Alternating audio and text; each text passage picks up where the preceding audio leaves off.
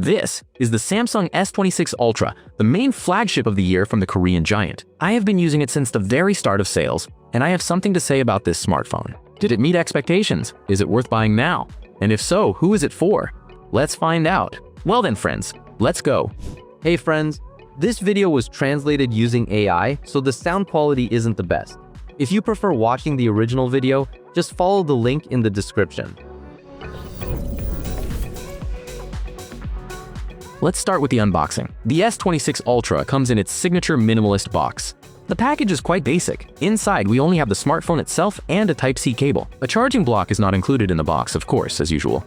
In this regard, Samsung has not changed its ways for several generations in a row. This immediately makes it less interesting compared to Chinese competitors, which put not only a charging brick in the box, but often high-quality cases as well. Let's go over the design and materials. The Samsung S26 Ultra received a glass back cover and a durable aluminum frame. The front features next-generation Gorilla Glass armor with an anti-reflective coating. In terms of feel, the smartphone has become slightly more formal and monolithic, while the camera module has barely changed at all visually compared to the previous generation. The protection here meets the IP68 standard, meaning the smartphone is not afraid of dust, rain, or immersion in fresh water at a shallow depth. Moving on to the display, Samsung S26 Ultra is equipped with a 6.9-inch dynamic LTPO AMOLED 2X screen with a resolution of 3120 by 1440 pixels. The main feature of this screen is the privacy display function.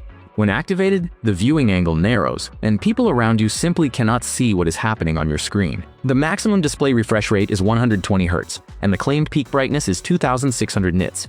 But you have to understand that Samsung achieves this figure in special laboratory conditions and under specific content display scenarios. In a standard everyday brightness test, the smartphone showed 169 nits. The image here is absolutely gorgeous, detailed, with juicy and saturated colors. Samsung S24 Ultra, for example, lags noticeably behind in this regard, showing an image that isn't as bright and is overall significantly darker. But as for the PWM situation with Samsung, it is as sad as ever. At maximum brightness, the levels stay around 24 to 25%, and at minimum brightness, PWM can rise slightly above 40%. For eyes sensitive to flicker, this screen won't work at all. We also measured PWM in privacy display mode, and surprisingly, Samsung shows lower flicker there at all brightness levels. However, to be honest, I cannot judge the everyday use of this feature.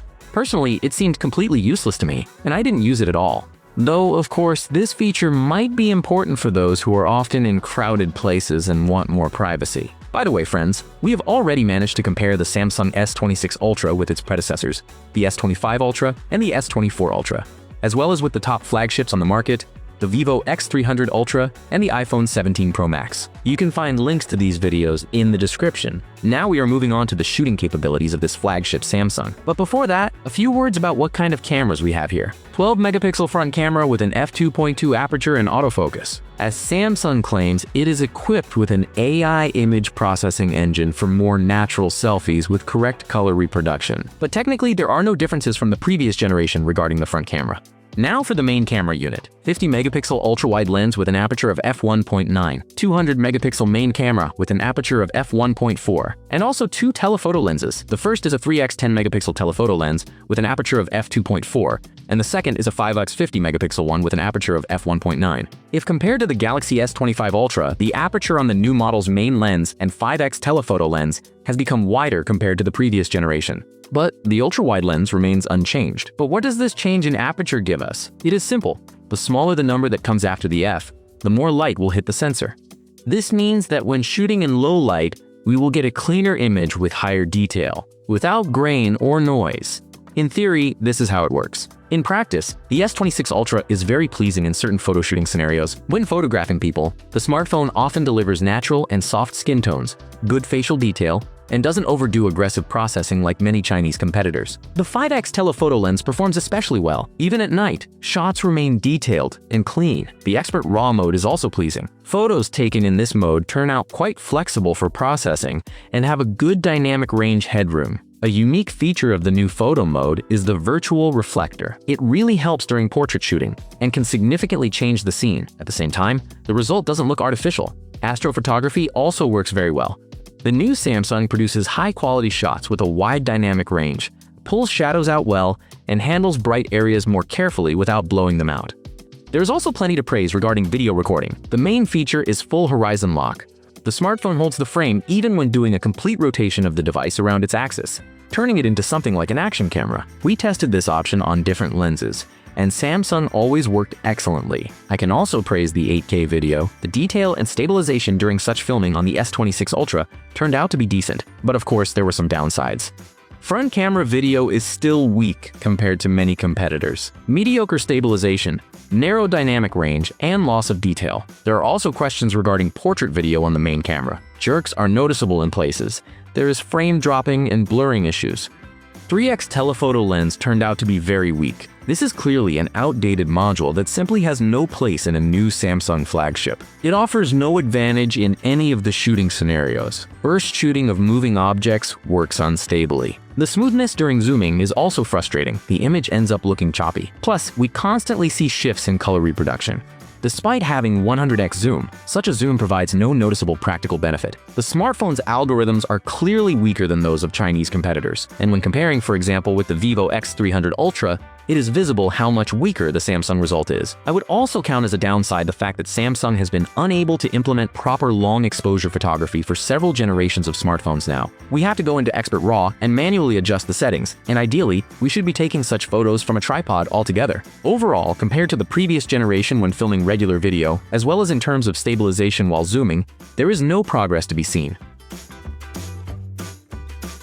One of Samsung's strongest sides remains its AI functions.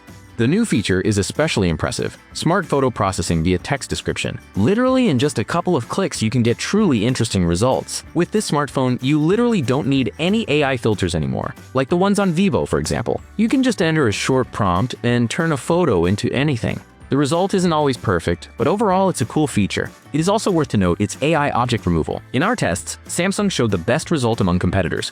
It does not always identify the object perfectly automatically.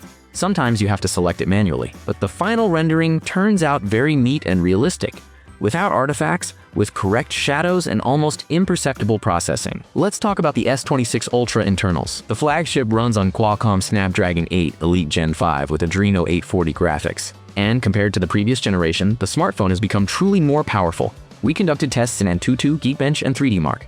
The smartphone delivers very high performance and handles heavy tasks excellently. In the wildlife stress test, the S26 Ultra shows around 60% stability and gradually reduces performance. But it gets very hot, with temperatures reaching approximately 50 degrees. According to the FPS graph, Samsung behaves calmly, without sharp jumps, but also without record-breaking stability. A few words about internet speed. Let's start with Wi-Fi. I will say right away that during the tests, the network was not loaded by other devices or tasks, and the bandwidth of the home network itself is 600 megabits per second. The router was in another room behind two walls. We tested the internet speed several times, and in the end, I recorded the best results. S26 Ultra showed a peak of 273 megabits per second download and 312 per second upload. And now, let's look at the 5G mobile network speed test results in Spain. Here, Samsung hit 667 megabits per second download and 96 per second upload at its peak. And now, a short musical break. I suggest you evaluate the sound of this smartphone's stereo speakers.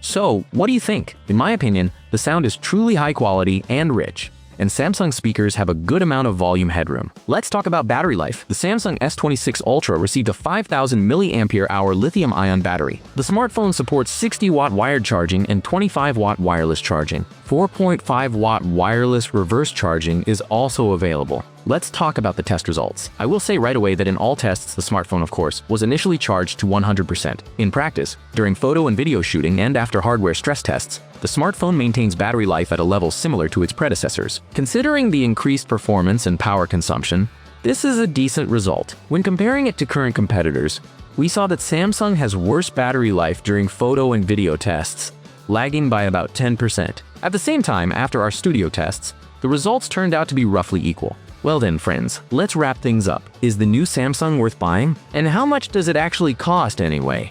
I have the 512GB version. I bought it in Europe for 1,187 euros.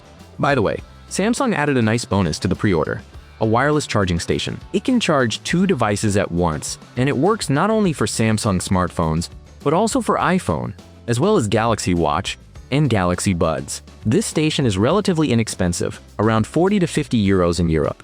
Though in practice, the station is not so great. You have to spend a long time finding the right and exact position for the smartphone to start charging. You move it just a few millimeters to the side and that's it. The charging no longer works. In the end, I don't use this thing at all. As of today, the Samsung S26 Ultra with 256 GB can be found starting from 1,156 euros. And for such a flagship, that is a very interesting price. I could quite easily recommend the Galaxy S26 Ultra to someone who wants to use the most top-tier AI features, outperforming most competitors on the market, while also getting very reliable photo and video recording. This is a solid camera phone that will cover all your basic shooting needs. But is it worth upgrading for those who already have the S25 and S24 Ultra? Probably not. It's only worth paying extra for the new model if having a privacy display, horizon lock when filming video, and Samsung's advanced AI features are critically important to you. So these are the results, friends. What do you think about this flagship from Samsung? Share your thoughts in the comments. And that is all for now. Subscribe to the channel, leave a like, and don't forget to turn on notifications. And bye-bye, everyone.